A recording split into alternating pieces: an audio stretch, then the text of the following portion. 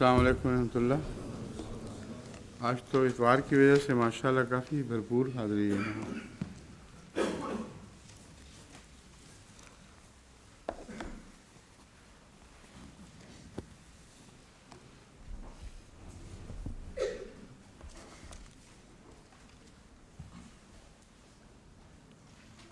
شان نزول کی جو بحث چل رہی ہے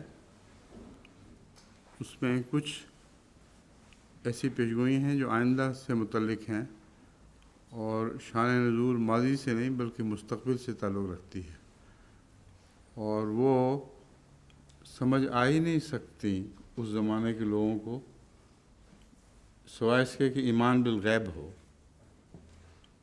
لیکن جب وہ ظاہر ہوں گی تو شان نزول اتنی وضاحت کے ساتھ اس تفصیل سے پوری ہونے والی پیشگوئیوں پر روشنی ڈالیں گی کہ عقل دنگ رہ جاتی ہے۔ یعنی 1400 سال پہلے جو آیات نازل ہو رہی ہیں ان کی شان نزول بعد میں آنی ہے، اور جب آتی ہے تو پھر وہ آیات سمجھ آنے لگتی ہیں، اور اپنے خیال یا ایمان کی وجہ سے نہیں بلکہ اتنی وضاحت سے پوری ہو رہی ہیں کہ جب تک تفصیل سے ان پر نظر نہ پڑے اس وقت تک وہ ان کے مفہوم مفسرین کے نزدیک مختلف ہوتے چلے جاتے ہیں۔ چونکہ میں نے اس نظر سے مطالعہ کیا ہے اس لیے بہت سے مفسرین، جماعت کے مفسرین سے بھی مجھے تفسیر میں اختلاف ہے، لیکن قطعیت کے ساتھ ہونے والے واقعات کی روشنی میں میرا مضمون درست بنتا ہے، کیونکہ میں نے اس نظر سے شان نزول والی آیات کا مطالعہ کیا اور ثابت کرنا چاہتا ہوں دنیا پر کہ قرآن کی شان نزول بسا اوقات بعد میں ظاہر ہوتی ہے، اور جب ظاہر ہوتی ہے تو بڑی قطعیت سے فیصلے خود کرتی ہے، کسی اور فیصلے کی، کسی اور چیز کی ضرورت نہیں ہے۔ اس پہلو سے بہت سی آیات ہیں، بکثرت ایسی آیات ہیں جن کی شان نزول قرآن کریم کے نزول کے بہت بعد ظاہر ہوئی ہے، لیکن چند میں نے نمونتاً چنی ہیں، اس سے زیادہ نہیں کیا جا سکتا، اور جب میں آپ کو سناؤں گا تو پھر آپ دیکھیں گے کہ کتنی حیرت انگیز کتاب ہے یہ کتاب الہی۔ اعوذ باللہ من الشیطان الرجیم، بسم اللہ الرحمن الرحیم۔ وَإِذَا الشَّمْسُ كُوِّرَتْ وَإِذَا النُّجُومُ انكَدَرَتْ وَإِذَا الْجِبَالُ سُيِّرَتْ وَإِذَا الْعِشَارُ عُطِّلَتْ وَإِذَا الْوُحُوشُ حُشِرَتْ وَإِذَا الْبِحَارُ سُجِّرَتْ وَإِذَا النُّفُوسُ زُوِّجَتْ وَإِذَا الْمَوْءُودَةُ سُئِلَتْ بِأَيِّ ذَنبٍ قُتِلَتْ وَإِذَا الصُّحُفُ نُشِرَتْ وَإِذَا السَّمَاءُ كُشِطَتْ وَإِذَا الْجَحِيمُ سُعِّرَتْ وَإِذَا الْجَنَّةُ أُزْلِفَتْ عَلِمَتْ نَفْسٌ مَّا أَحْضَرَتْ۔ یہ سورہ تکویر کی آیات ہیں جن کی تفسیریں مختلف کتب میں اور ہمارے لٹریچر میں موجود ہیں، اور ایک دوسرے سے الگ الگ تفسیریں ہیں۔ ان ہر آیت کے تسلسل میں بات کو آگے نہیں بڑھایا گیا، اور اب جب میں آپ کے سامنے بات کھولتا ہوں تو تب سمجھ آئے گی کہ ان میں سے ہر آیت کا ایک ربط ہے، اور ہر آیت آنے والے واقعات کے متعلق اسی ترتیب سے ذکر کر رہی ہے۔ اذا الشمس کورت، جب سورج کو لپیٹ دیا جائے گا، وَإِذَا النُّجُومُ انكَدَرَتْ، اور جب ستارے ماند پڑ جائیں گے۔ اب سوال یہ پیدا ہوتا ہے کہ سورج کو لپیٹنا اور ستاروں کا ماند پڑنا کہیں سے دکھائی دے رہا ہے؟ ظاہر بات ہے کہ یہ سورج لپٹا ہوا تو کسی کو دکھائی نہیں دیتا، اور نہ ستارے ماند پڑتے ہوئے دکھائی دیتے ہیں آنکھوں سے۔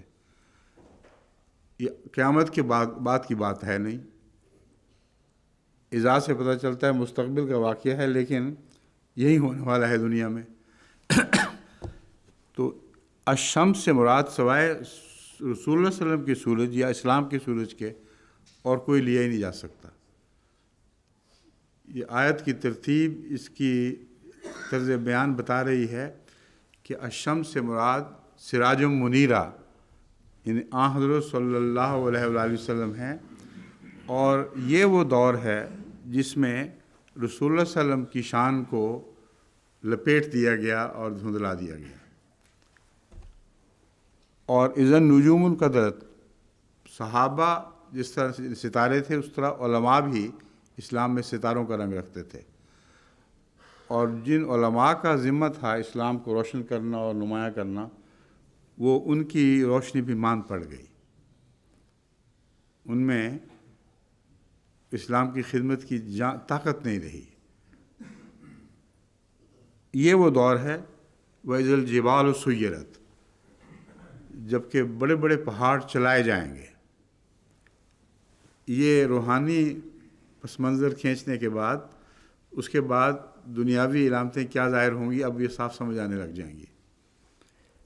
وَإِذَا الْجِبَالُ سُيِّرَتْ، اس کے دو معنی ہیں، ایک تو یہ کہ پہاڑوں پر کثرت سے چلا جائے گا، اور دوسرے پہاڑ برابر لوڈ، اتنے بھاری بوجھ ایک جگہ سے دوسری جگہ منتقل کیے جائیں گے گویا پہاڑ منتقل کیے جا رہے ہیں۔ یہ اس زمانے کی خصوصیت ہے کہ جب پہاڑوں کو یا پہاڑ جیسے لوڈز یعنی وزن کو ایک جگہ سے دوسری جگہ منتقل کیا جا رہا ہے، دوسرے پہاڑوں کو واقعتاً اڑا کر ایک جگہ سے دوسری جگہ منتقل کر کے ان پہاڑوں کو اڑانے کے بعد اس میں سے ایک چٹیل زمین نکالی گئی ہے جس میں پھر اپنی مرضی سے مختلف کام کروائے جا سکتے ہیں۔ یہ تینوں باتیں اس زمانے میں پوری ہوئی ہیں، اور پہاڑ سے مراد حکومتیں بھی ہیں۔ قرآن کریم سے پتہ چلتا ہے کہ جبال حکومتوں کے لیے بھی استعمال ہوتا ہے، تو جب حکومتوں کا رسوخ اور اثر دنیا میں پھیلا دیا جائے گا اور عظیم پہاڑ جو ہیں ان کے اثر کے نیچے دنیا باقی لپیٹ دی جائے گی، آ جائے گی۔ یہ ساری باتیں جو اس آیت میں مذکور ہیں اور مانن اور لغت کے لحاظ سے بالکل درست ہیں، یہ اس زمانے میں پوری ہوئی ہیں۔ ایک طرف تو اسلام کا سورج لپیٹا گیا، دوسری طرف دنیا میں یہ تبدیلیاں پیدا ہو گئیں کہ دنیا کی حکومتیں اٹھ کھڑی ہوئیں اور بڑے بڑے پہاڑ جیسے وزن منتقل کرنے شروع کر دیے گئے، پہاڑوں میں کثرت سے چلنا پھرنا شروع ہو گیا، اور پہاڑ جیسی حکومتیں اپنے اثر رسوخ میں دنیا میں ہر طرف پھیل گئیں۔ اور جب پہاڑ منتقل ہو رہے ہوں تو اذا الاشارہ اطلت کا کیا مطلب ہے؟ پھر اونٹنیاں بیکار کر دی گئیں، جس کا مطلب یہ ہے کہ پہاڑوں کی منتقلی اور جو ایک لوڈ کا دوسری جگہ جانا بتا رہا ہے کہ اتنی عظیم الشان مشینیں ایجاد ہو گئی ہیں، اتنی عظیم الشان طاقتور ٹرانسپورٹ کا انتظام مکمل ہو چکا ہے کہ اونٹنیاں ان کے مقابلے پہ کچھ بھی نہیں رہیں، ان کو بیکار کر دیا گیا۔ اور سعودی عرب میں اونٹنیوں کا بیکار ہونا خصوصیت سے اس آیت سے سمجھ میں آ جاتا ہے، جہاں عظیم الشان نئی نئے ٹرانسپورٹ کے انتظام اور پہاڑوں جیسی چیزیں ایک جگہ سے دوسری جگہ منتقل ہو رہی ہیں، وہاں بیچاری اونٹنیوں کی کیا حیثیت رہ جاتی ہے۔ لیکن یہ ایک جانور ہے جسے بیکار کیا گیا ہے، مگر جانوروں کی اہمیت اس کے باوجود زیادہ بڑھ گئی ہے۔ وَإِذَا الْوُحُوشُ حُشِرَتْ، جب وحشی جانور اکٹھے کیے جائیں گے، اگر اونٹنیاں بیکار ہو رہی ہیں تو اس سے یہ اندازہ لگانا کہ اس زمانے میں جانوروں کی کوئی اہمیت نہیں رہے گی۔ یہ اگلی آیت بتا رہی ہے کہ جانوروں کی اہمیت ایسی بڑھ جائے گی کہ اس سے پہلے کبھی دنیا میں ایسا نظارہ نہیں دیکھا گیا ہوگا کہ دنیا جہان کے جانور ایک جگہ اکٹھے کیے جا رہے ہیں، چڑیا گھر بن رہے ہیں جگہ جگہ۔ وَإِذَا الْوُحُوشُ حُشِرَتْ وَإِذَا الْبِحَارُ سُجِّرَتْ، اب جو جانور ایک جگہ سے دوسری جگہ منتقل کیے جا رہے ہیں تو ظاہر بات ہے کہ کسی سواری پر ان کو منتقل کیا جا سکتا ہے، کیونکہ اس زمانے میں اس آیت نے جو مضمون ظاہر فرمایا ہے وہ یہ ہے کہ دنیا بھر کے چڑیا گھروں میں صرف عام جانور اکٹھے نہیں ہو رہے، بلکہ اتنے بڑے بڑے جانور بھی اکٹھے ہو رہے ہیں کہ جن کا ایک جگہ سے دوسری جگہ منتقل کرنا نئی سواریوں کے بغیر ممکن ہی نہیں ہے۔ نئے ٹرانسپورٹ سسٹم کے بغیر آج کل کے زمانے میں جو جانور بڑے بڑے ایک جگہ سے دوسری جگہ منتقل کیے جاتے ہیں، یہ کسی کی پیٹھ پر سوار ہو کے جا ہی نہیں سکتے تھے۔ بس اشعار اطلت ہوئی ہیں، ان میں یہ طاقت ہی نہیں ہے کہ وہ اتنے بوجھ اٹھا کر دوسری جگہ منتقل کر سکیں۔ لازماً نئی سواریاں بنی ہیں، نئی ٹرانسپورٹ سسٹم بنے ہیں جو ایک جگہ سے دوسری جگہ اتنے بڑے بڑے جانوروں کو منتقل کر رہے ہیں کہ وہ عام انسان، اس زمانے کا خصوصی انسان، اس کا وہم و گمان بھی نہیں کر سکتا تھا۔ اونٹ کو اٹھانے کا بھی کوئی انتظام اس زمانے میں نہیں تھا۔ اب جو اونٹ ایک جگہ سے دوسری جگہ پہنچائے جاتے ہیں نمونے کے طور پر، ہر بڑے بڑے چڑیا گھر میں ایسے جانور نظر آتے ہیں، وہ بتاؤ وہ اشار اطلت جو چھوڑی ہوئی اونٹنی تھیں ان پر چڑھ کے چڑھتے تھے۔ ان کے اوپر تو 4 5 8 10 من کا بوجھ ڈال دیں تو وہ ان کے لیے بہت کافی ہو جاتا ہے۔ صاف نظر آیا کہ وہ ہوش و حشرت کا زمانہ ایسا ہے جس میں، جیسا کہ اس زمانے میں ظاہر ہو گیا ہے، میں نے بتایا تھا جب وہ ظاہر ہو پیش گوئی تب اس کے نزول کی سمجھ آتی ہے۔ شان نزول آج کل ظاہر ہوئی ہے اس کی۔ اس شان نزول نے ہمیں بتا دیا کہ عظیم الشان بھاری بھرکم جانور جن کو عام ٹرکوں پر بھی نہیں لادا جا سکتا، بہت خاص انتظام کرنا پڑتا ہے، وہ ایک جگہ سے دوسری جگہ منتقل ہو کے چڑیا گھروں میں عجیب و غریب جانور آپ کو دکھائی دیتے ہیں۔ کہیں کا ہاتھی کسی اور ملک میں پہنچا ہوا، کہیں کا اونٹ کسی اور ملک میں پہنچا ہوا، طرح طرح کے بھاری بھرکم جانور، گینڈے اور رینوسیروز، ان کو کون اونٹ نہیں اٹھا سکتی تھی۔ اس زمانے کے حالات نے بتایا کہ یہ ساری چیزیں وحوش و حشرت میں داخل ہیں۔ وَإِذَا الْبِحَارُ سُجِّرَتْ، جو ان آیات کے تسلسل میں لازماً ہونا چاہیے وہ ہماری تفسیروں میں سے غائب ہے، کیونکہ سجرہ کا وہ معنی جو در حقیقت فلڈ کے معنی ہیں، وہ معنی نظر انداز اس لیے کر دیے گئے کہ سمندر کس چیز سے بھر گئے۔ حالانکہ یہ وہ دور ہے جب ویسل سے سمندر بھرے ہیں، یعنی کشتیوں اور جہازوں وغیرہ سے سمندروں نے بھر جانا تھا اور جنگیں ہونی تھیں، اور یہ سارے مضامین لغت میں مثلا لین میں اسی طرح بیان ہوئے ہیں۔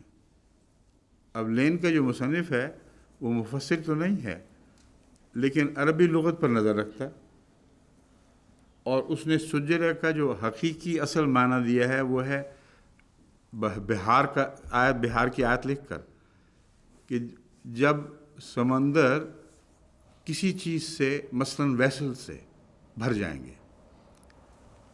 اور یہ جو ٹرانسپورٹ کا دور تھا یہ خشکی کی باتیں نہیں تھیں، بلکہ سمندر کی باتیں بھی قرآن کریم کر رہا ہے۔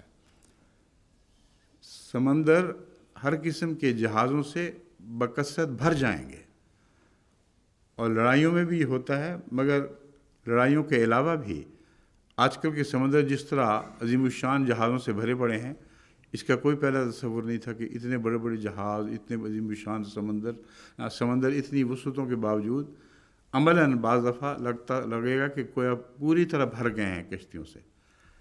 جنگ عظیم میں یہ واقعات ہمارے سامنے آئے ہیں کہ بعض سمندروں کے علاقے پوری طرح سمندری جہازوں سے، جو لڑاکا جہاز تھے، ان سے بھر دیے گئے تھے۔ تو اذا البحار سجرت میں چونکہ ٹرانسپورٹ کی بات چل رہی ہے ساری، یہی اولیت رکھتی ہے، اور لغت کی روح سے بین ہی یہی معنی بنتا ہے کہ سمندر ویسل سے بھر دیے جائیں گے۔ وَإِذَا النُّفُوسُ زُوِّجَتْ، یہ ساری ٹرانسپورٹس جنہوں نے وحشی جانور اکٹھے کیے، جس میں سمندر بھرے گئے، یہ ساری دنیا کے انسانوں کو ملانے کا ایک ذریعہ بن جائیں گی۔ اذن نفوس و زوجت، سب دنیا کے انسان ایک جان بن جائیں گے، ایک جگہ اکٹھے کر دیے جائیں گے۔ زوجت کا معنی ایک تو ظاہری جسمانی اکٹھا ہونا ہے، دوسرا مانن اکٹھا ہونا ہے، اور یہ ساری باتیں لغت میں موجود ہیں۔ تو زوجت کا مطلب یہ بنے گا کہ دنیا گویا ایک دنیا بن جائے گی، تمام جہانوں کے انسان ایک دوسرے سے اس طرح ملا دیے جائیں گے جس طرح وہ ایک ہی عالمی برادری بن گئے ہیں۔ یونائٹڈ نیشنز نے جو زوجت کا نمونہ دکھایا، گویا یعنی عملاً تو وہ پھٹے ہوئے ہیں، لیکن ظاہری طور پر تو زوجت والا مضمون ہی چل رہا ہے، اور علاقائی معاہدے اور اس طرح ایک دوسرے کے ساتھ جڑتے چلے جانا، یہ تمام تفاصیل میں بعض دوسری جگہ بیان کر چکا ہوں، وہ چھپ جائیں گی، لیکن یہاں میں مختصراً آپ کو بتا رہا ہوں کہ ان آیات کی شان نزول اس طرح مربوط ہے، اور زمانے کے واقعات بین ہی اس کے مطابق انفولڈ ہو رہے ہیں، گویا کہ انکرل اپنے آپ کو کھولتے چلے جا رہے ہیں۔ نفوس زوجت وَإِذَا الْمَوْءُودَةُ سُئِلَتْ بِأَيِّ ذَنبٍ قُتِلَتْ، قانون کا دور ہوگا وہ۔ پہلی بات یہ ہے، زوجت میں قانون کی طرف بھی اشارہ ہے۔ جب دنیا آپس میں قوانین کے ذریعے باندھی جائے گی اور ایک جان بنا دی جائے گی، اس وقت یہ اجازت نہیں ہوگی کہ اپنی بیٹی کو بھی انسان درگور کر سکے۔ اپنی اولاد پر ذاتی ملکیت ختم ہو جائے گی اور قومی ملکیت کا دور ہوگا، اور اگر کوئی اپنی اولاد سے ناانصافی کرے گا تو اس سے متعلق بِأَيِّ ذَنبٍ قُتِلَتْ پوچھا جائے گا، کیوں تم نے ایسا کیا۔ آج کل انگلستان میں اور ہر جگہ مغربی دنیا میں تو خصوصیت کے ساتھ اس بات پر بہت زور دیا جا رہا ہے کہ ماں باپ کون ہوتے ہیں اپنی اولاد کو قتل ہر معنی میں کرنے والے، ان کے حقوق مارنے والے، ان سے زیادتی کا سلوک کرنے والے۔ جہاں دنیا میں کوئی کرے گا، عالمی قوانین نافذ ہوں گے، ہوتے ہیں عالمی قوانین جہاں لوگ مانیں، کیونکہ یونائٹڈ نیشنز کے ممبرز ہیں۔ وہ بے حیائی کر کے، چوری کر کے الگ رہیں، الگ مسئلہ ہے، مگر قوانین جو یونائٹڈ نیشنز میں بنیادی حقوق کے ہیں، ان کے مطابق ہر ملک میں اس بات کو اٹھایا جا سکتا ہے کہ کسی نے اپنی اولاد سے زیادتی کی ہے۔ اب پاکستان میں چائلڈ لیبر یا انڈیا میں چائلڈ لیبر ہو رہی ہے، یہاں کے ملک پوچھ رہے ہیں کیوں ایسا کیا گیا، حالانکہ ان کے ماں باپ نے کیا ہے۔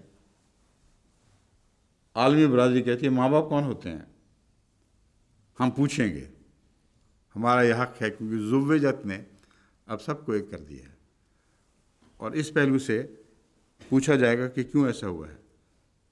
یہ جو دور ہے، یہ پریس کا دور ہوگا۔ اب جہاں ملا دیا گیا سب کو، ملانے کا ذریعہ سب سے بڑا کیا ہے؟ پریس ہے۔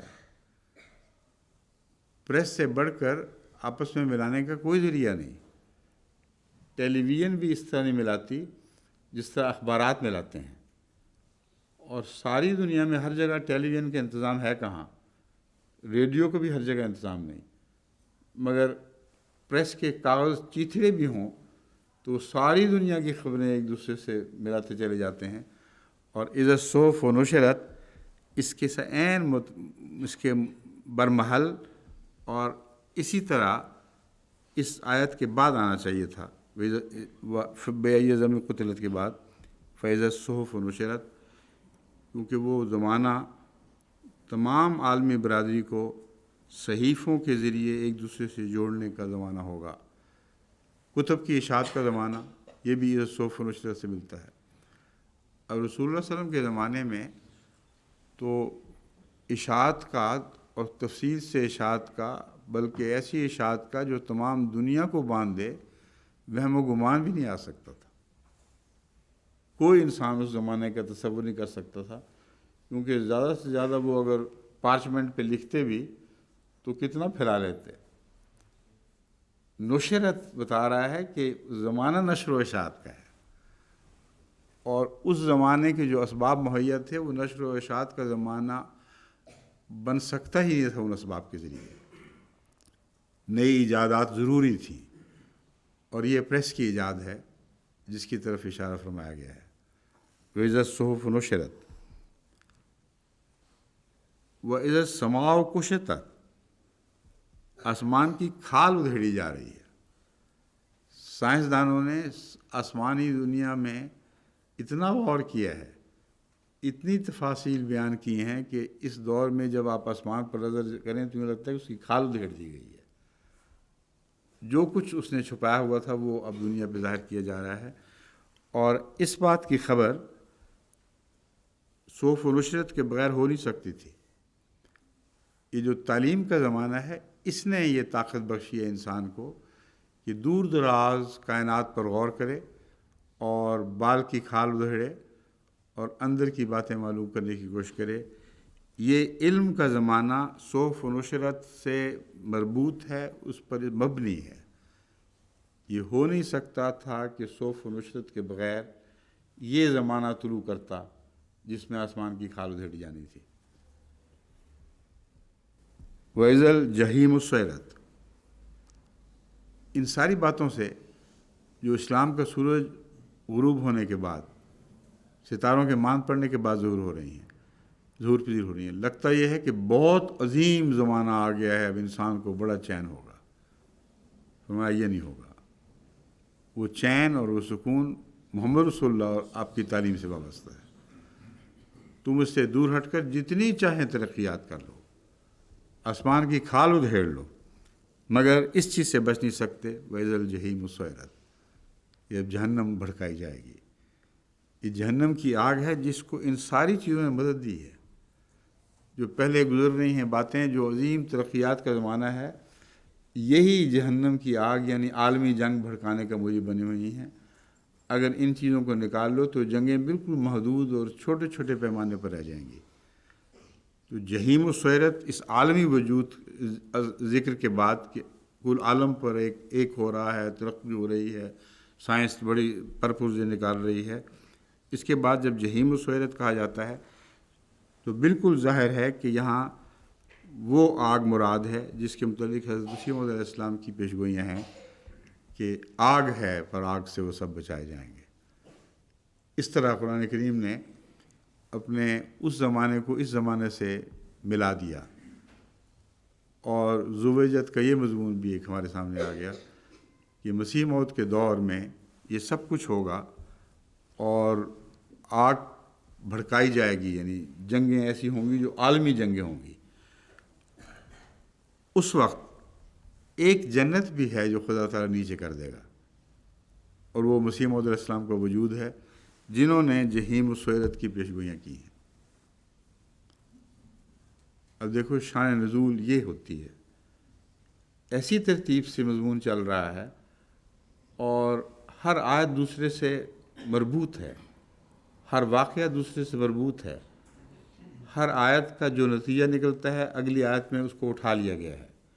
ایک میڈلے ریس چل رہی ہے. ہر آیت ایک ڈنڈا پکڑاتی ہے دوسری آیت کو اور وہ دوسری آیت لے کے اس کو بھاگتی ہے. اور آخر پر حضرت مسیح موعود علیہ السلام کی طرف انتقال کے یہ مضمون کا انتقال اس طرح ہوتا ہے کہ جہیم و سعرت جیسا کہ میں نے بیان کیا ہے اس تفصیل کی کسی اور نے خبر نہیں دی. یا رسول اللہ صلی اللہ علیہ وسلم نے اور قرآن کریم کی ان پیشگوئیوں نے، یا اس دور میں حضرت مسیح موعود علیہ السلام ہی ہیں جنہوں نے یہ خبر دی کہ میں تمہیں متنبع کرتا ہوں خوفناک عالمی جنگیں ہیں جو آگ کی طرح کل عالم کو لپیٹنے والی ہیں، اور ان میں یہ کچھ ہوگا اور یہ کچھ ہوگا، آسمان آگ برسائے گا، یہ ساری باتیں، اور جہنم بھڑک اٹھے گی. بیان کرنے کے بعد صرف مایوسی کا پیغام نہیں، اذا الجنت ازلفت، مسیح موعود کے ذریعے جہنم بھڑکائی جا رہی ہوگی مگر جنت بھی نزدیک کی جا رہی ہوگی. اب صاف ظاہر ہے کہ یہ دونوں باتیں الگ الگ دائروں سے تعلق رکھنے والی ہیں.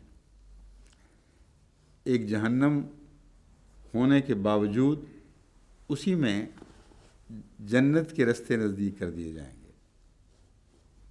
اسی جہنم میں ایسے لوگ ہوں گے، جہنم کی دنیا میں بسنے والے، جن کے لیے جنت لٹکا کر نیچے کر دی جائے گی۔ علمت نفس ما حضرت، اس وقت انسان جان لے گا کہ اس نے کیا آگے بھیجا ہے۔ یہ مضمون طریق ہے قرآن کریم کا جو حیرت انگیز، یعنی بالکل انسان کو غرق کر دیتا ہے حیرتوں میں۔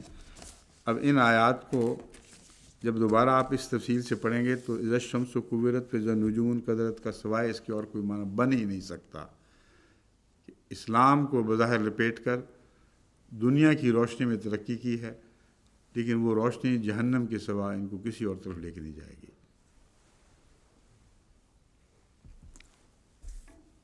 اب ایک اور آیت اسی تعلق میں، سورہ الانبیاء آیات 31 تا 34۔ اولم یر الذین کفروا ان السماوات والارض کانتا رتقا ففتقناہما وجعلنا من الماء کل شیء حی افلا یؤمنون۔ حیرت انگیز کلام ہے، انسان حیران ہو جاتا ہے، دیکھو کیسی عظیم شان بات ہے۔ رسول اللہ صلی اللہ علیہ وسلم کے زمانے میں جب کہ زمین و آسمان کی پیدائش کا کوئی تصور ہی نہیں تھا کہ کبھی یہ جڑے ہوئے بھی تھے۔ زمین و آسمان کے متعلق اس زمانے کی ساری علمی کتابیں تلاش کر لیں، اشارتاً بھی یہ ذکر نہیں کہ زمین اور آسمان کبھی اکٹھے ایک بند گیند کی طرح تھے جس میں سے کوئی چیز نکل نہیں سکتی۔ رتقاً، مضبوطی سے جو سی دیا جائے گیند، جس کو اتنے مضبوط ہوں اس کی سیون کہ اس میں سے کوئی چیز بھی باہر نہ نکل سکے، اس کو رتقاً کہتے ہیں۔ اور یہ نہیں فرمایا کہ مسلمانوں تم نے نہیں دیکھا کہ آسمان رتقاً تھا، اے مومنوں، اے انسانوں آج کے، تم نے یہ نہیں دیکھا کہ آسمان رتقاً تھا۔ اولم یر الذین کفروا ان السماوات، کیا کافروں نے، جن لوگوں نے کفر کیا ہے، انہوں نے یہ نہیں یہ بات پائی؟ جو خدا اور رسول کا انکار کرنے والے ہیں ان سے نکلوائی ہے اللہ نے یہ بات۔ اور صاف ظاہر ہوا اس زمانے کے کافروں کو بھی یہ بات معلوم نہیں تھی، اس لیے آئندہ کی پیشگوئی ہے۔ ظاہر بات ہے کہ آئندہ زمانے میں کافروں نے یہ بات معلوم کرنی تھی کہ زمین و آسمان ایک بلیک ہول کی صورت میں سب رتق ہوئے ہوئے تھے۔ اتنی مضبوطی سے وہ بلیک ہول ہر چیز کو سمیٹے ہوا تھا کہ اس میں سے کسی مواد کے نکل بھاگنے کا کوئی سوال تک نہیں تھا۔ روشنی کو بھی وہ سمیٹ لیتا تھا، ہر قسم کی ریڈیشن کو واپس اپنی طرف لے آتا تھا، اور ساری کائنات سے جو کچھ بھی مادے کی صورتیں تھیں وہ سمٹ کر اس میں اکٹھی ہو گئی تھیں۔ یہ آج کے دور کی باتیں ہیں، پرانے زمانے کی نہیں۔ یہ وہ باتیں ہیں جن کو کافروں نے معلوم کرنا تھا، اور یہی قرآن کریم لکھتا ہے۔ تم کفر کر رہے ہو، خدا تم سے یہ باتیں معلوم کروائے گا، تم دنیا کو قرآن کریم کی سچائی کے حقائق بتاؤ گے کہ یہ دیکھو کتنی سچی کتاب ہے۔ رتقاً ففتقناہما، ہم نے ان کو پھاڑ دیا، اس گیند کو، اس بند چیز کو پھاڑ دیا، اور پھر زمین و آسمان اس میں سے نمودار ہوئے ہیں۔ وَجَعَلْنَا مِنَ الْمَاءِ كُلَّ شَيْءٍ حَيٍّ أَفَلَا يُؤْمِنُونَ۔ ان کو یہ نظر نہیں آتا کہ پانی زندگی کے لیے ضروری بنا دیا ہم نے۔ پانی سے ہر قسم کی زندگی پھوٹی ہے، اور یہ رتقاً کے بعد مقصد کیا تھا کہ زمین و آسمان پھٹ کر پھر پھیل جائیں، ساری کائنات وجود میں آ جائے؟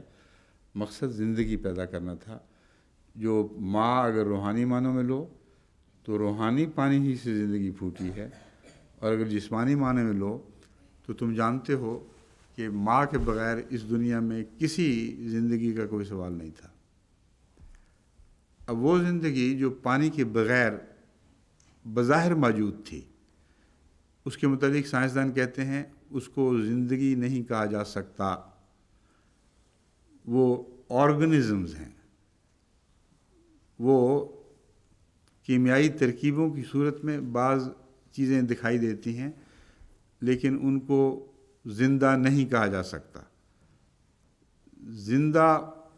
زندگی اس وقت پھوٹی ہے جب پانی میں سے خدا تعالیٰ نے زندگی کے سامان کیے، اور ہر چیز جو زندہ کہلاتی ہے اس کو پانی کی محتاج ہے اور پانی کی ممنون ہے، اور تمام بایو یونٹس یعنی زندگی کے یونٹ یہ پانی کے نتیجے میں پیدا ہوئے ہیں۔ تو یہ تفاصیل سائنس کی جو آج کے دور میں ایجاد ہو رہی ہیں، قرآن کریم 1400 سال پہلے کی کتاب ہے، وَجَعَلْنَا مِنَ الْمَاءِ كُلَّ شَيْءٍ حَيٍّ، لیکن اس ترتیب میں اس کو ذکر کیا گیا ہے۔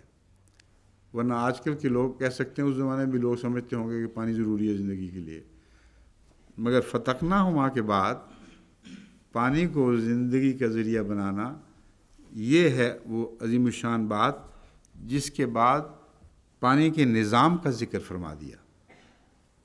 دنیاوی پانی جو تمہیں نصیب ہوتا ہے اور روحانی پانی جو تمہیں نصیب ہوتا ہے، یہ بڑے بڑے پہاڑوں سے نصیب ہوتا ہے۔ اگر یہ نظام نہ ہو تو تمہارے لیے زندگی کی کوئی صورت نہیں تھی۔ یہ باتیں کہ پہاڑوں کے ذریعے خصوصی نظام بنایا گیا پانی کا، یہ تفاصیل اس زمانے کے انسان کو نہ معلوم تھی، نہ اس کا ذہن اس طرف جا سکتا تھا۔ اس دور میں یہ ممکن ہوا ہے کہ ہم ان باتوں کو سمجھ سکیں، اور اسی لیے میں تمیدہ بہم کا معنی ہمیشہ دسترخوان بچھانا کیا کرتا ہوں۔ بعض علماء یہ کہیں گے کہ رواسی بنائے تاکہ تمہیں لے کر وہ زلزلے میں مبتلا نہ ہو جائیں، یہ معنی ٹھیک ہے۔ میں نہیں سمجھتا کہ یہ معنی اس تسلسل میں قرآن کی شان نزول بیان کر رہی ہو، کیونکہ پانی کو زندگی کا ذریعہ بنایا اور پہاڑوں کو زندگی برباد کرنے کا ذریعہ بنا دیا، یہ کیسے ہو سکتا ہے؟ ان تمیدہ بکم کا وہی مطلب ہے جو امام راغب نے بھی لکھا ہوا ہے، اور بعض دوسرے پرانے علماء نے جن کو اس کی تفصیل کا علم نہیں تھا، وہ کہتے ہیں تمیدہ بکم کا مطلب ہے تمہارے لیے کھانے پینے کا انتظام کیا، دسترخوان بچھا دیا۔ تو دنیا میں جتنے دسترخوان بچھتے ہیں یہ پہاڑوں کی وجہ سے بچھتے ہیں۔ وہ پانی جس کا ذکر فرمایا گیا ہے، اس نظام کو اب خدا تعالیٰ نے کھول کے بیان کر دیا کہ وہ پانی اس طرح اکٹھا ہوتا ہے۔ سمندروں سے اٹھتا ہوا پانی اگر پہاڑ نہ ہوتے تو ہمیشہ ہمیشہ کے لیے ہماری پہنچ سے باہر ہو جاتا۔ آج کے سائنٹسٹ متفق ہیں اس بات پہ کہ پہاڑوں کے نظام کی وجہ سے بادل اکٹھے ہوتے ہیں اور ان کے اندر کنڈنسیشن پیدا ہوتی ہے، بجلی کی روئیں دوڑتی ہیں، ان کے نتیجے میں پانی پھر اوپر سے برستا ہے، اور بجلی کی وہ روئیں جو پیدا ہوتی ہیں وہ ایمونیم نائٹریٹ وغیرہ پیدا کرتی ہیں، یعنی وہ کھادیں جو صرف پانی ہی نہیں بلکہ ان کھادوں کے بغیر زندگی کا نظام ممکن نہیں تھا، تمیدہ بکم ہو نہیں سکتا تھا۔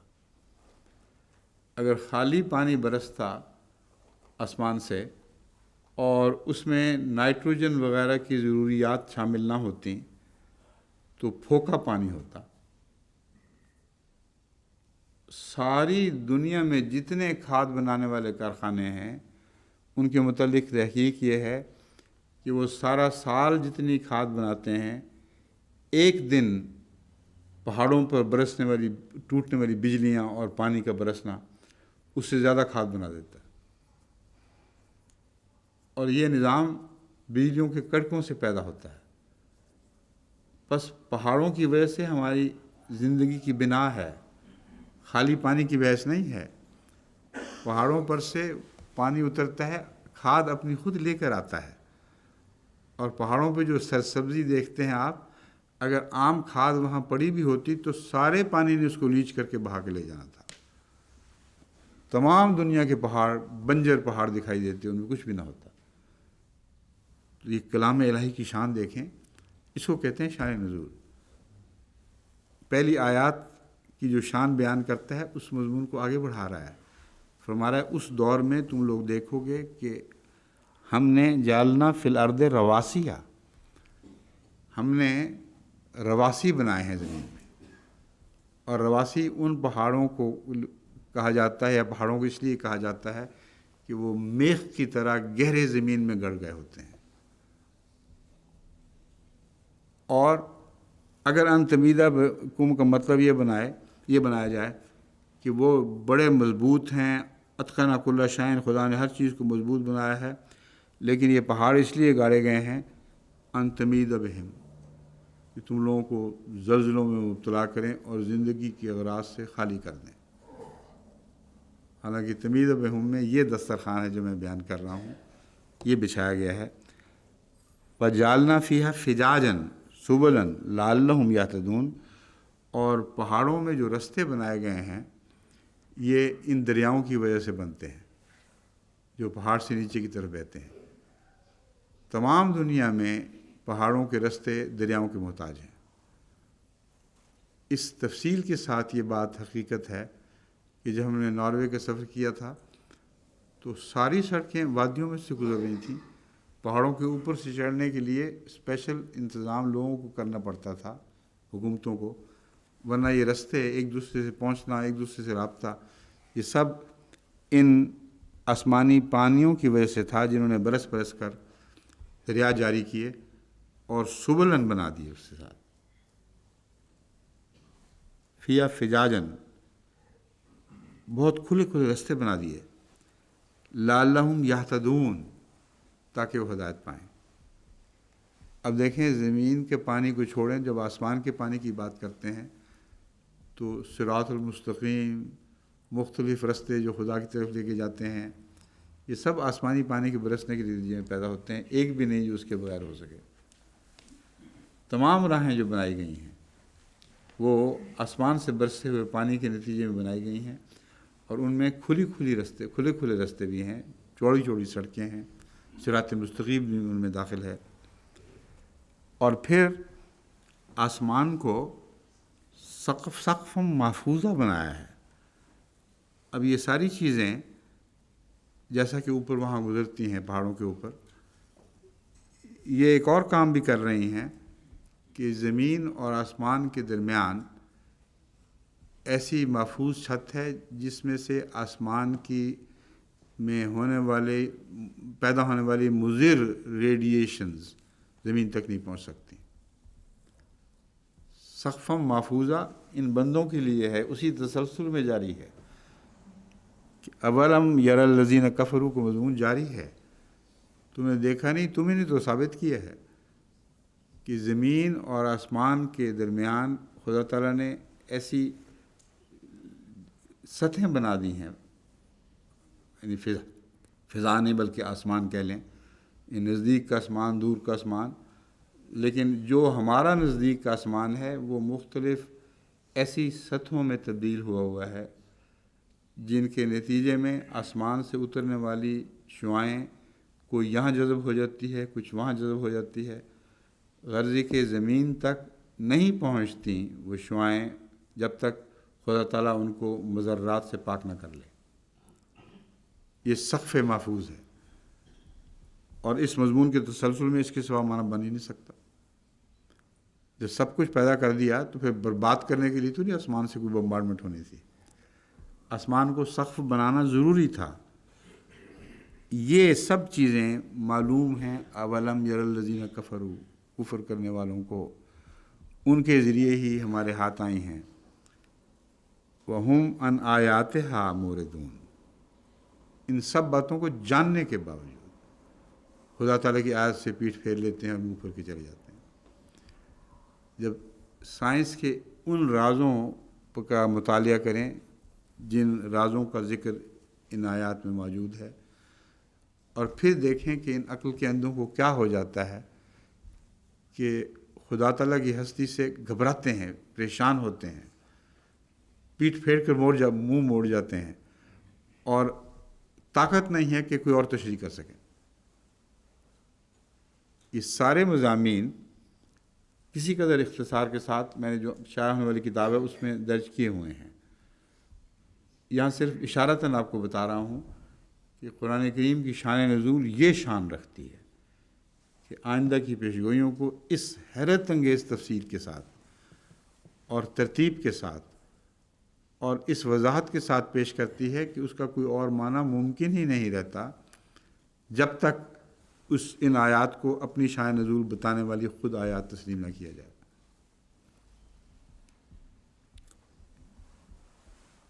وَهُوَ الَّذِي خَلَقَ اللَّيْلَ وَالنَّهَارَ وَالشَّمْسَ وَالْقَمَرَ كُلٌّ فِي فَلَكٍ يَسْبَحُونَ۔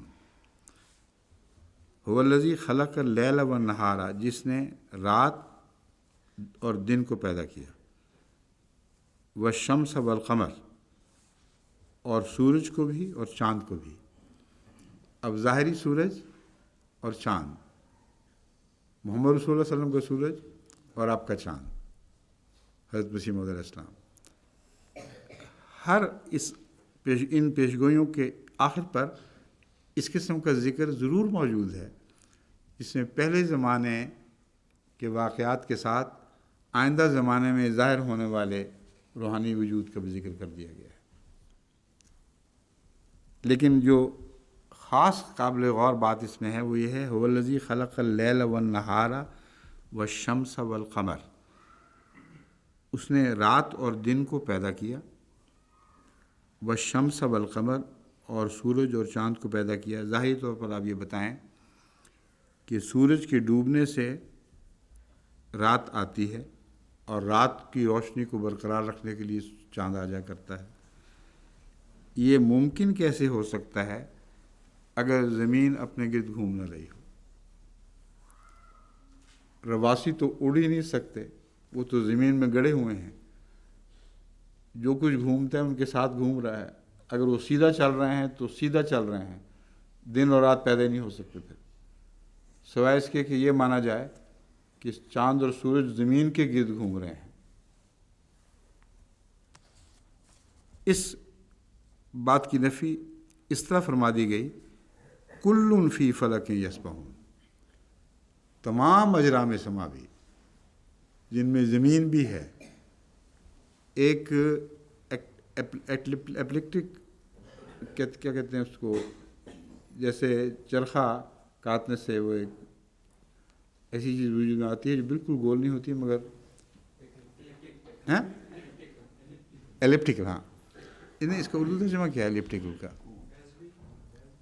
بیضوی کہہ لیں تو کل فی فلک یسبحون، ہر کائنات کی چیز بیضوی صورت میں گھوم رہی ہے۔ بیضوی صورت میں اگر چاند اور سورج گھوم رہے ہیں تو زمین کیسے بیضوی صورت میں گھوم رہی ہے؟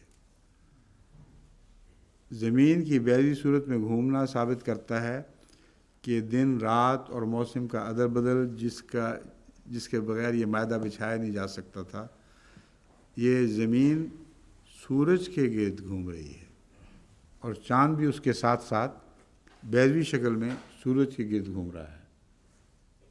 اور دنیا میں جو اسلام کا چاند طلوع ہونا تھا وہ بھی محمد رسول اللہ کے گرد اس بیضوی صورت میں گھوم رہا ہے۔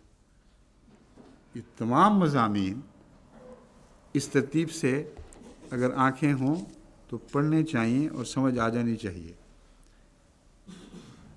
مگر اگر غور کریں گے آپ شان نزول کے اس دوسرے پہلو پر جو میں بیان کر رہا ہوں تو پھر اللہ تعالیٰ آپ کو آنکھیں بھی نصیب کرے گا، پھر آپ ایک دم سارے معاملات آپ کے سامنے کھل جائیں گے۔ سورہ الانبیاء آیات 31 سے 34، یہ مضامین ایسے ہیں جو بہت زیادہ تفصیل سے بیان کے محتاج ہیں، اور اگر تفصیل سے بیان کیا جائے تو ناممکن ہے کہ کوئی انسان قرآن کریم کی طرف یہ باتیں اتفاقاً منسوب کرے۔ اتنا مضبوط اندرونی نظام ہے، اتنا مربوط ہے، جیسا کہ میں نے عرض کیا تھا، شان نزول وہ باتیں ہیں جو 1400 سال بعد ظاہر ہونی تھیں یا 1300 سال بعد ہونی تھیں، لیکن ان کو باریکی کے ساتھ ان کا تسلسل، ان کے اندرونی نظام کے متعلق اشارے اور ان میں غور کرنے سے علوم کا ایک جہان آپ کے سامنے روشن ہو جاتا ہے۔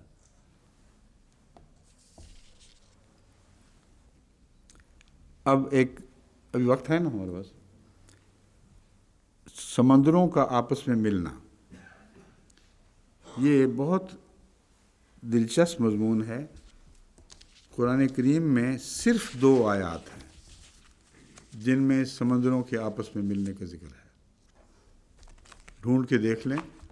ایک تیسری آیت کو بعض مفسرین ان معنوں میں بھی استعمال کرتے ہیں، حالانکہ وہ ہرگز استعمال نہیں ہو سکتی. حضا عزم وہ نکالیں آیت تیسری. 2 آیات ہیں صرف. سارا قرآن میں نے چھان مارا، اچھی طرح دیکھ لیا، سوائے ان 2 آیات کے اور کوئی آیت نہیں ہے جو سمندروں کے آپس میں ملنے کا ذکر کرتی ہو. اور 2 ہی واقعات دنیا میں گزرے ہیں جہاں سمندروں کو ملایا گیا ہے. اب بتائیں، اس کو کہتے ہیں شان نزول. آیت کی طرف آپ وہ معنی منسوب کر ہی نہیں سکتے جو جب تک آئندہ زمانے کے حالات ظاہر نہ ہوں اور بتائیں نہ کہ اس آیت کی شان نزول کیا ہے، اس وقت تک آپ ان واقعات کی طرف اس آیت کو منسوب نہیں کر سکتے. حالانکہ ان آیات میں اتنی تفصیل سے ذکر موجود ہے کہ انہی واقعات کی طرف وہ منسوب ہونی چاہیے. اور جو 2 واقعات ہونے تھے سمندروں کے ملانے کے، اگر آپ غور کریں تو آپ کو کسی اور چیز کی ضرورت نہیں، بین ہی ان سمندروں کی نشاندہی کر رہی ہیں. وہ آیات اتنی وضاحت سے کر رہی ہیں کہ یہ پوچھنے کی ضرورت نہیں کہ پہلے کیا ہوا بعد میں کیا ہوا. یہ پوچھنے کی ضرورت نہیں کہ کہاں کہاں یہ واقعات رونما ہوئے ہیں اور قرآن کریم کی کون سی آیت کس ملانے کا ذکر کر رہی ہے اور کون سی آیت کس دوسرے ملانے کا ذکر کر رہی ہے. یہ ساری باتیں آیت قرآن کریم میں موجود ہیں.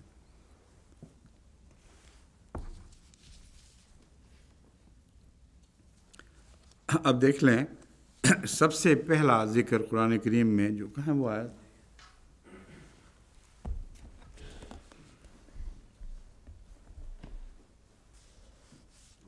ان ذالک علی اللہ یسیر وما یستوی البحران ھذا عذب فرات سائغ شرابہ وھذا ملح اجاج. 2 سمندر، یہ سمندر 2 الگ الگ چیزیں ہیں، یہ ایک جیسے شمار نہیں کیے جا سکتے. ایک میٹھا پانی کا سمندر ہے اور ایک کھارے پانی کا سمندر ہے. وَمِن كُلٍّ تَأْكُلُونَ لَحْمًا طَرِيًّا، ان میں سے تم سب دونوں میں سے اچھا گوشت کھاتے ہو. اب یہاں مرج کا کہاں ذکر ہے؟ ملانے کا کوئی ذکر موجود نہیں. واقعتاً اس مضمون کا تعلق روحانی دنیا سے بھی ہے، یعنی اسلام کا سمندر اور دوسرے سمندر، دونوں سے تم فائدے اٹھا رہے ہو اپنے اپنے معنوں میں. لحم طریہ یہ تفصیل ایسی ہے جس میں اس وقت میں جا نہیں سکتا، لیکن میں آپ کو یہ سمجھا رہا ہوں کہ اس آیت میں کہیں سمندروں کے ملنے کا کوئی ذکر نہیں ہے. جو آیت اب میں آپ کے سامنے رکھتا ہوں اس میں اس کے سوا معنی ممکن ہی نہیں ہے کہ آئندہ سمندروں کے ملنے کی پیشگوئی ہے، اور ہر پیشگوئی بتا رہی ہے کہ کن سمندروں کا ذکر کر رہی ہے. رب المشرقین و رب المغربین، 2 مشرقوں کا رب اور 2 مغربوں کا رب. معلوم ہوتا ہے کوئی ایسی چیز بیچ میں ملنے والی ہے جو یہ دونوں مشارق مغرب اور مشرق کی یہ آپس میں ملنے والی ہیں. فَبِأَيِّ آلَاءِ رَبِّكُمَا تُكَذِّبَانِ، پس تم اللہ تعالیٰ کی اپنے رب کی تم دونوں یعنی اے بنی نوح انسان میں سے بڑے اور چھوٹے لوگوں کن کن چیزوں کی تکذیب کرو گے. مرج البحرین یلتقیان، اس نے 2 سمندروں کو وہ ملا دے گا. یلتقیان، وہ موجیں مارتے ہوئے ایک دوسرے کی طرف بڑھیں گے. مگر سر دست بینہما برزخ لا یبغیان، اس وقت ان کے درمیان ایک روک حائل ہے بیچ میں، وہ اس کو کراس نہیں کر سکتے. وہ حائل ہے جو مغربین اور مشرقین کو پھاڑے ہوئے ہے بیچ میں سے، اس کو وہ کراس کرنے کی طاقت نہیں رکھتے. مرج البحرین یلتقیان میں مرجہ کا ترجمہ عموماً حرکت کیا گیا ہے، لغت کے ایک پہلو سے درست بھی ہے، مگر آپ لین اٹھا کے دیکھ لیں، وہاں مرج کا ترجمہ بین ہی وہی ہے جو انگریزی میں ہے۔ مرج کا مطلب یہ لیا گیا ہے جب ایک چیز دوسرے میں مرج کر جائے، اور انہی معنوں میں لے رہا ہوں کیونکہ وہ حقیقی اور اصلی معنی ہے۔ دوسرا نسبتاً ثانوی معنی ہے۔ اول معنی لین کے مطابق مرج کرنا ہے ایک دوسرے میں، جس طرح انگریزی میں کہتے ہیں مرج ہو گئی چیز، اسی طرح عربی میں بھی مرج کہتے ہیں۔ مرج البحرین یلتقیان، وہ اللہ تعالیٰ مرج کر دے گا، یلتقیان جب مرج کرے گا تو چھلانگیں مارتی ہیں لینیں ایک دوسرے پر، وہ ایک دوسرے کی طرف دوڑیں گی، مگر بینہما برزخ لا یبغیان، ابھی ان کے درمیان ایک ایسی روک ہے جس کو وہ توڑ نہیں سکتے۔ فبأی آلاء ربکما تکذبان، بس ہے دنیا کی بڑی اور چھوٹی طاقتوں، تم خدا کی کس کس نعمت کا انکار کرو گے۔ یخرج منہم اللؤلؤ والمرجان، لولو اور مرجان کا نکلنا ان سمندروں کی نشاندہی کر رہا ہے، اور سویز کینال کے سوا اور کچھ بات بنتی نہیں، کیونکہ پینما کینال میں دونوں طرف موتی اور گھونگے نہیں نکلتے۔ تو اب بتائیں کس اور چیز کی احتیاج باقی؟ قرآن نے تو خود نشاندہی بھی کر دی کن سمندروں کی باتیں کر رہے ہیں، اور یہ نشاندہی اور بھی واضح ہو جاتی ہے جب یہ پڑھتے ہیں وَلَهُ الْجَوَارِ الْمُنشَآتُ فِي الْبَحْرِ كَالْأَعْلَامِ، اس میں پہاڑوں کی طرح جہاز دکھائی دیں گے۔ یعنی اس رستے سے جب ایک سمندر دوسرے میں ملے گا اور مشرقین و مغربین کو ملایا جائے گا تو اس وقت یہ رستہ سمندری جہازوں سے بھر جائے گا، اور اتنے بڑے بڑے جہاز دکھائی دیں گے گویا پہاڑ چل رہے ہیں نہر سویز میں۔ فبأی آلاء ربکما تکذبان، اب بتاؤ کس کس چیز کا انکار کرتے ہو؟ تمام دنیا کو ایک کرنا، مشرقین کو مغربین سے ملانا، ایسے سمندروں کے ملانے سے ہے جن میں گھونگے نکلتے ہیں، جہاں سے موتی نکلتے ہیں، اور اس نہر کا استعمال اس طرح ہوگا جب یہ ایک ہو جائیں گے تو بہت بڑے بڑے پہاڑ جیسے جہاز تمہیں دکھائی دیں گے۔ اور واقعتاً بعض دنوں میں خصوصاً جنگ کے زمانے میں نہر سویز بڑے بڑے پہاڑ جیسے جہازوں سے بھر جاتی ہے، اسی لیے اس کا درمیانی حصہ بہت گہرا کھودا گیا ہے تاکہ بڑے سے بڑا جہاز جو ممکن ہے، بڑے سے بڑے لوڈ اٹھائے ہوئے، وہ اس میں سے گزر سکیں۔ اب یہ شان نزول واضح کر رہی ہے کہ جن دو سمندروں کی باتیں کر رہی ہیں یہ آیات، ان کی نشاندہی بھی کر رہی ہیں۔ اس کے سوا یہ نشاندہی پینما کینال پہ استثمار ہو ہی نہیں سکتی، اس لیے جہاں شان نزول کا ذکر ہے وہاں شان نزول نے اس واقعہ کی تفصیل ایسی بتائی کہ اس میں انسان دھوکہ کھا ہی نہیں سکتا۔ اب یہ باتیں اس زمانے میں کون انسان کر سکتا تھا؟ وہم و گمان میں بھی کسی کی نہیں آ سکتا، اور جب کرے تو اس شان سے پوری ہوں، اس تفصیل سے پوری ہوں، وجوہات موجود ہو جائیں، کس طرح دو دنیائیں ملائی جائیں گی۔ اور تمام ماہرین بتاتے ہیں کہ اگر یہ نہر سویز ایجاد نہ ہوتی تو مشرق کا تعلق مغرب سے، یا دو مشرقین کا دو مغربین سے تعلق ممکن نہ رہتا۔ کیپ کے رستے دوسری طرف سے لمبا سفر کر کے جاتے تو اتنا زیادہ مشکل اور اتنا بعید کا سفر تھا کہ ان دنیاؤں کا ایک ہو جانا ممکن نہیں تھا، اور مڈل ایسٹ اور فار ایسٹ بیچ میں پڑے کے پڑے رہ جاتے، ان کے ملانے کا ذکر ہی کوئی نہ چلتا۔ اور یہ واقعہ مڈل ایسٹ میں ہوا ہے جہاں مغربین اور مشرقین نے ملنا تھا، اور اس آیت نے کوئی پہلو نہیں چھوڑا جو بیان نہ کیا ہو۔ اب پینما کینال کی بات سن لیجئے۔ پینما کینال جو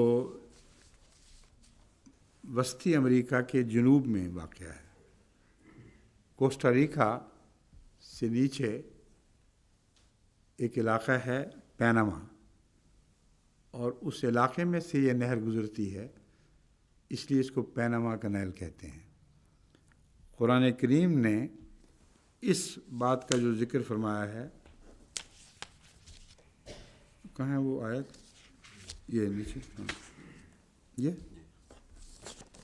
وہ ان الفاظ میں ہے۔ پہلے اس کو سن لیں، پھر میں آپ کو بتاؤں گا کہ یہ بین ہی اس جگہ کی نشاندہی کر رہی ہے یہ آیت کریمہ، کسی اور سہارے کی ضرورت نہیں، بین ہی اس جگہ کی نشاندہی کر رہی ہے، کسی اور جگہ کی نشاندہی کر ہی نہیں سکتی۔ ایسے الفاظ باندھے گئے ہیں، وَهُوَ الَّذِي مَرَجَ الْبَحْرَيْنِ، وہی خدا ہے، وہی ذات ہے جس نے دو سمندروں کو مرج کر دیا ہے۔ یہ وہ سمندر نہیں ہے جس کا اس آیت میں ذکر ہے۔ ھذا عذب فرات وھذا ملح اجاج، ایک ان میں سے میٹھے پانی کا ہے اور ایک کھاری پانی کا ہے۔ اول یہ بات یاد رکھنے کے لائق ہے کہ بحر الکاہل کا پانی سب سمندروں سے میٹھا ہے، کم سے کم کھاری ہے، مگر یہ کافی نہیں ہے۔ یہ نشاندہی بین ہی اس سے نہیں ہوتی، نشاندہی جو ہوتی ہے وہ آگے بات ہوگی۔ وَجَعَلَ بَيْنَهُمَا بَرْزَخًا وَحِجْرًا مَحْجُورًا، ان کے درمیان ایک بہت بڑی روک ہے، کوئی چھوٹی روک نہیں ہے۔ حجرم محجورہ، بالکل ایک دوسرے سے بے تعلق ہوئے بیٹھے ہیں۔ لیکن اب جب یہ مرج کرتے ہیں تو اس حالت میں مرج کرتے ہیں کہ میٹھا پانی کڑوے پانی میں مل رہا ہے۔ اب دنیا کے سمندروں میں صرف بحر الکاہل کے میٹھا ہونے کی بحث نہیں، پینما کے سوا اور کوئی جگہ ایسی نہیں جہاں پانی کھارے پانی میں ملنے سے پہلے میٹھا نہ بنا دیا گیا ہو۔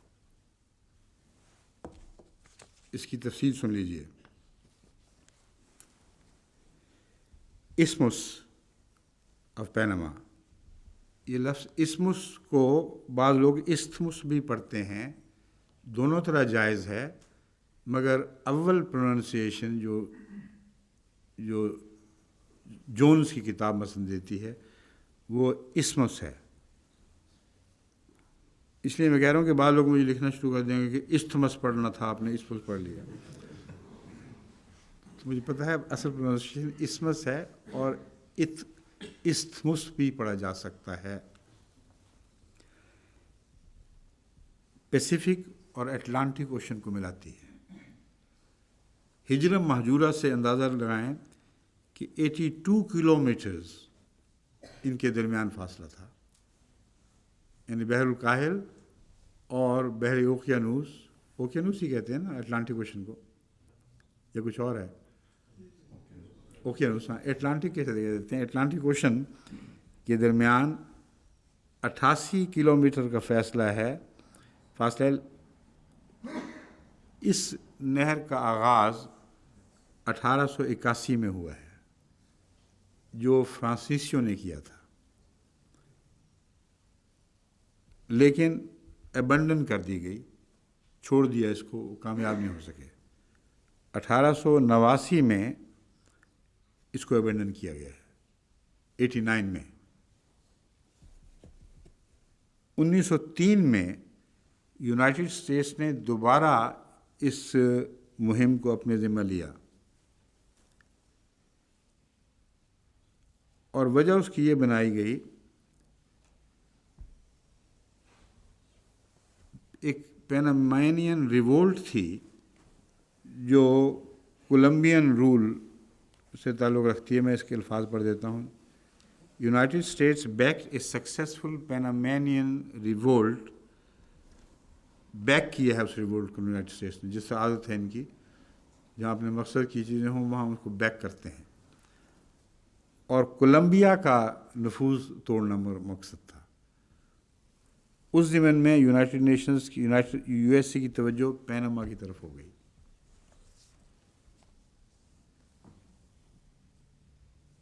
اور آخر انہوں نے کولمبیا کو بیچ میں سے نکال کے پینما کی کنسٹرکشن کے رائٹس حاصل کر لیے. سمجھ گئے؟ وچ اوپنڈ ان 1914. 1914 میں یہ کھولی گئی ہے. اور وہ جہازوں کا بڑا بڑا جو ذکر ملتا ہے یہ سب 1914 میں جب اس کا آغاز ہوا ہے اس وقت ہوا ہے، یہ سلسلہ شروع ہوتا ہے.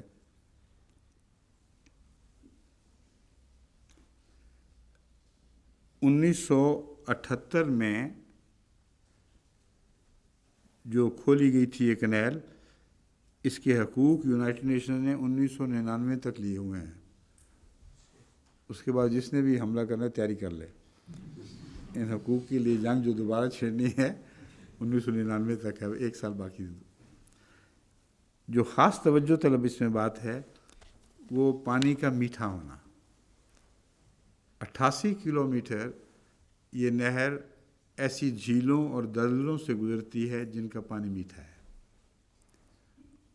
اور ایک کھاری سمندر ہلکا کھاری بھی ہو، اس کو اس وقت تک اجازت نہیں ہے کھاری سمندر میں گرنے کی جب تک اس کا پانی پینے کے قابل میٹھا نہ ہو چکا ہو. اب بتائیں اس سے زیادہ نشاندہی کیا ہو سکتی ہے؟ اس آیت کریمہ کا اطلاق پینما نہر کے سوا ہو ہی نہیں سکتا. اب قرآن کریم کی اس آیت کو پڑھیں دیکھیں. وَهُوَ الَّذِي مَرَجَ الْبَحْرَانِ هَٰذَا عَذْبٌ فُرَاتٌ، یہ میٹھا پانی ہے. وَهَٰذَا مِلْحٌ أُجَاجٌ، اور یہ بہت سخت کڑوا اور کھاری پانی ہے.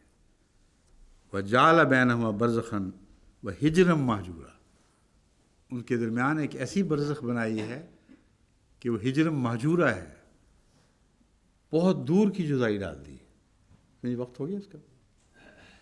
تو اس کو کہتے ہیں شان نزول، جو مستقبل کی باتیں اس طرح بیان کرے کہ ایک ادنا سا جھول بھی نہ رکھے. عظیم شان عالمی واقعات کی تفصیل اپنے اندر رکھتی ہو اور اس تفصیل کے سوا کوئی اور معنی لیے جا ہی نہ سکتے ہوں. بس اس آیت کریمہ کا تعلق پینما کنال کے سوا کہیں اور بن ہی نہیں سکتا، بلکہ اس کی پیروی کریں تو آپ کو وہاں پہنچا کے چھوڑے گی. یہ جگہ ہے جس کے متعلق اللہ تعالیٰ نے پیشگوئی فرمائی تھی. اب وقت ہے سوال جواب کا، یہ اٹھا لیں، باقی باتیں پھر انشاءاللہ.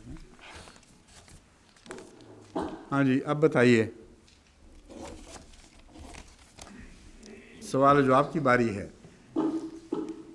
سوالات کے شروع کرنے سے پہلے میں ایک واقعہ آپ کے سامنے رکھتا ہوں. ہاں؟ 82 کلومیٹر حضور نے 2 دفعہ 88 فرمایا. کتنا کہا تھا؟ 80؟ 88.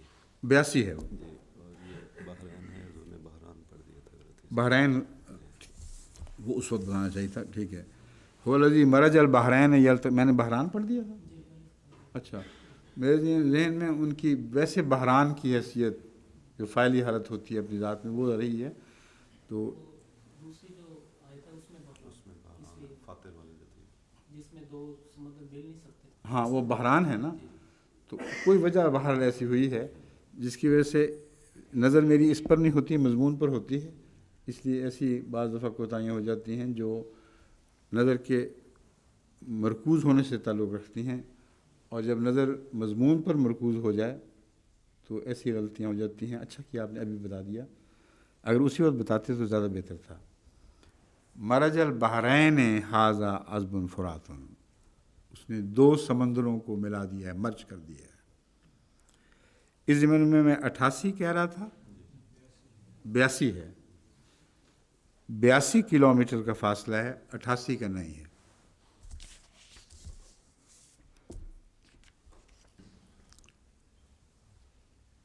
ہے کوئی سوال کرنے والا یا نہیں؟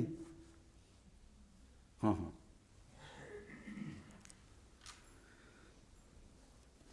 السلام علیکم حضور، میرا نام ہے مسعود احمد بٹی. جی جی حضور، کن کے بیٹے ہیں آپ؟ ناصر احمد بٹی. ہاں ہاں، یہ بتا دیں ساتھ. ناصر بھٹی صاحب کے بیٹے ہیں یہ. اور حضور میرا سوال ہے حضرت عیسیٰ علیہ السلام کے بارے میں. اچھا جی، پوچھ لوں؟ ہاں. اور میں انگلش میں پوچھ لوں، میری اردو اتنی اچھی نہیں. جی اچھا، انگلش میں. ان کو بشیر حیات صاحب کو اجازت تھی انگریزی میں سوال کرنے کی؟ نہیں تھی. پھر آپ کو کیوں دوں؟ اچھا. پہلے کسی سے اردو کروا لیتے پھر ٹھیک تھا. اچھا. کوئی اور ہے جو آپ کے ساتھ کھڑا ہو کر آپ کی لکھے ہوئے کا ترجمہ اردو میں کر دے؟ کوئی نہ کوئی تو ہوگا یہاں قریب. انگلش میں لکھا ہوا ہے مگر. امام صاحب آپ جا کے پڑھ لیں، لکھا ہوا دیکھ کر اس کا اردو ترجمہ ان کی طرف سے کر دیں.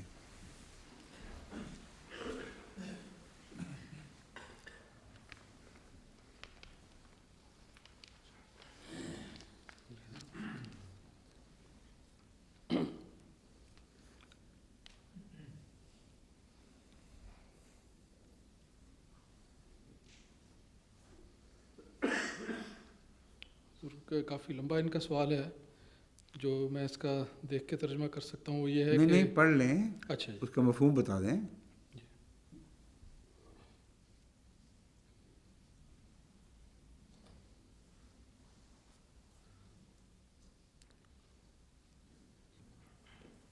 امام صاحب فرمائیے. حضور یہ ان کا سوال ہے حضرت عیسیٰ علیہ السلام کی صلیبی موت کے بارے میں، کہ بائبل کے مطابق جو صلیب کے اوپر فوت ہو جائے وہ لعنتی موت مرتا ہے. ٹھیک. تو کہتے ہیں کہ حضرت عیسیٰ علیہ السلام کو بعد میں جس وقت وہ صلیبی موت سے بچ بھی گئے اور ریکور بھی ہو گئے، پھر بھی انہیں اپنے آپ کو یا ساروں نے اسی طرح ظاہر کیا کہ جیسے وہ فوت ہو چکے ہیں، صلیب کے کس نے اوپر ہی ظاہر مارے کیا؟ گئے. یہ ظاہر کرنا پڑا کہ جیسے وہ فوت ہو چکے ہیں صلیب کے اوپر. کس کو ظاہر کرنا پڑا؟ سارے لوگوں کو، اور انہوں نے بھی یہی سمجھا. کنہوں نے؟ یہ ان کے جو حواری اور ساتھی ہیں. بالکل نہیں اور سمجھا. یہ جو مفہوم ان کا کچھ جو جیوز ہیں انہوں نے ان کو صلیب کے یہ اوپر بات ہی فوت شدہ. غلط ہے. کسی نے یہ نہیں سمجھا. وہ تو دوڑے پھرتے تھے مرمے لے لے کر، اور اندر جاتے تھے اور جسم پر مرمے لگاتے تھے، اور حواریوں کی مرہم ابھی تک مشہور ہے. مردہ کے جسم پر کون مرہمیں ملا کرتا تھا؟ انہوں نے یہود سے چھپانے کی خاطر اور رومن امپائر سے چھپانے کی خاطر ان چیزوں پر پردہ ڈالا ہے. حواریوں میں سے ایک بھی آپ کو مردہ تصور نہیں کرتا تھا، ورنہ وہ حواری آپ کے زخموں کو ٹھیک کرنے کی ہرگز کوشش نہ کرتے. پھر ان کو لے کر باہر نکل گئے ہیں. اگر واقعتاً مردہ سمجھتے تھے اور مردہ سے جی اٹھے تھے تو ان کو شہروں میں داخل کرنا چاہیے تھا. یہود کو کہتے اور رومن حکومت کو کہتے اب مار کے دکھاؤ، یہ تو مردوں سے جی اٹھا ہے، اور خدا نے جب اس کو دوبارہ زندہ کر دیا ہے تو تم میں طاقت نہیں کہ اس کو مار سکو. اس کے بعد چھپتے پھرتے ہیں. اس کا مطلب ہے موت آئی نہیں تھی. موت کا اور قتل کا خطرہ تھا. اور رومن امپائر خصوصیت کے ساتھ اس بات کا نوٹس لیتی تھی کہ جس کے متعلق فیصلہ کر لیا ہے کہ وہ مرے گا اور پھانسی پر یا سولی پر چڑھایا جائے گا ٹل ڈیتھ، وہ شخص اگر بچ جائے اس موت سے تو جہاں بھی پکڑا جائے گا اسے دوبارہ سولی چڑھایا جائے گا.